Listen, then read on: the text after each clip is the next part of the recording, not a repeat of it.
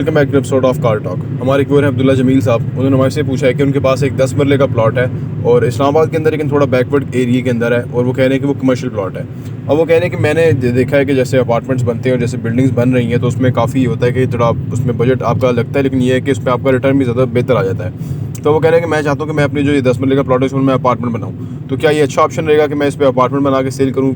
Area इतना कोई खास नहीं है, नॉर्मल सा एरिया, लेकिन ये है कि कमर्शियल प्लॉट है। तो आइए बात करते हैं।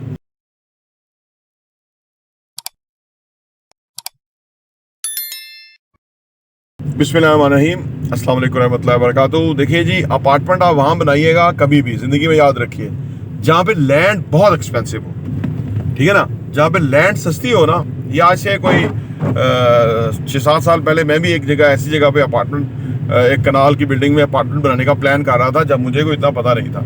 एक्चुअली जहाँ लैंड सस्ती होती है ना, वहाँ पे आप का अपार्टमेंट बिकता नहीं है, क्योंकि अगले को घर मिल जाएगा या अगला घर ले लेगा।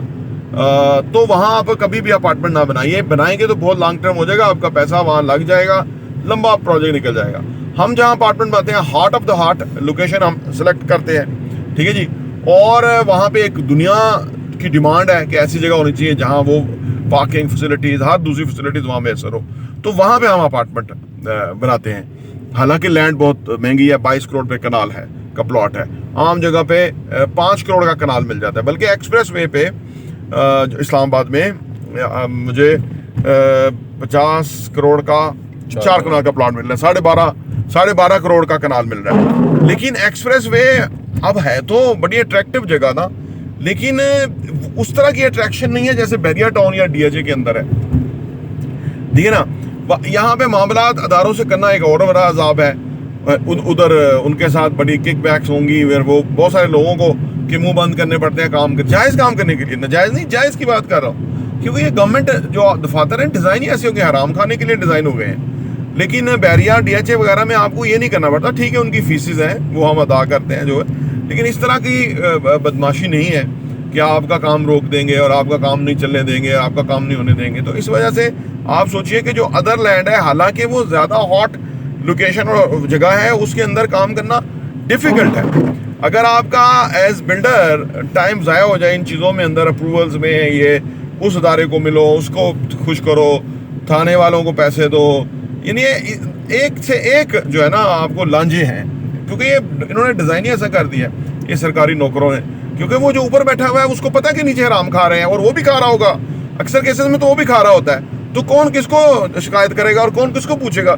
वजीर अलग खा रहे हैं, शमशीर अलग खा रहे हैं, सेक्रेटरी अलग खा रहे हैं, अदारों के सरबराह अलग खा रहे हैं, सब हराम खा रहे हैं। तभी तो बंदा चाम क्या है सरकारी नौकरी में, कितने पैसे मिलते हैं? 2-4-5 लाख रुपए में आजकल बनता क्या है?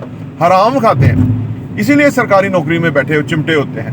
तो बहरहाल उधर कारोबार करना बहुत मुश्किल है।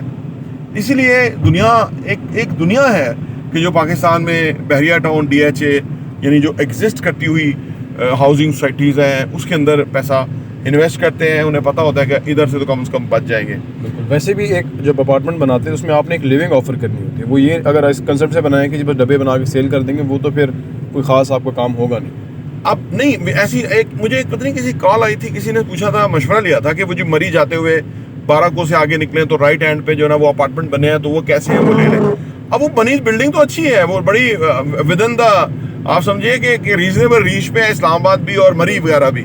लेकिन वो आप जो आपने बात किया, वो एक कंपाउंड सा वो है, उसमें रात को आना जाना, वहाँ वीरान जगह, वहाँ पे फैमिलीज के साथ मसला है, ठीक है ना, क्योंकि जो सोसाइटी होती है, गेटेड कम्युनिटी जिसको का नाम है, उसके अंदर फिर चेक एंड बैलेंस होता है। वहाँ तो कोई चेक एंड बैलेंस नहीं, कोई किसी की गाड़ी रोक ले तो वो तो फिर आप जब थाने में जाएंगे तो आपके तो होश ठिकाने आ जाएंगे, आप कहेंगे यार हम कहाँ रह रहे हैं या हम किस दुनिया में बस रहे हैं। तो ये बड़े प्रॉब्लम्स हैं।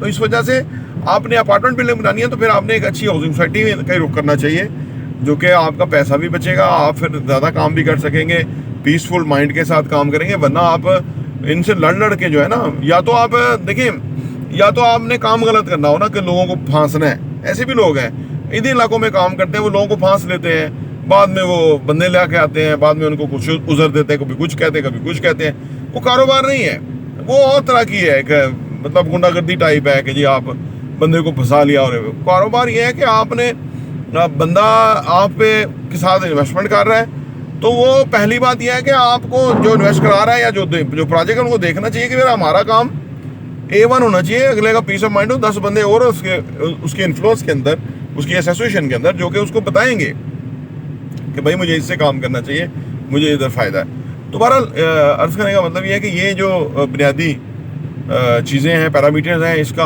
आप ख्याल रखें और फिर कोई भी स्टेप लें। प्रॉपर्टी देखने का बहुत बहुत शुक्रिया।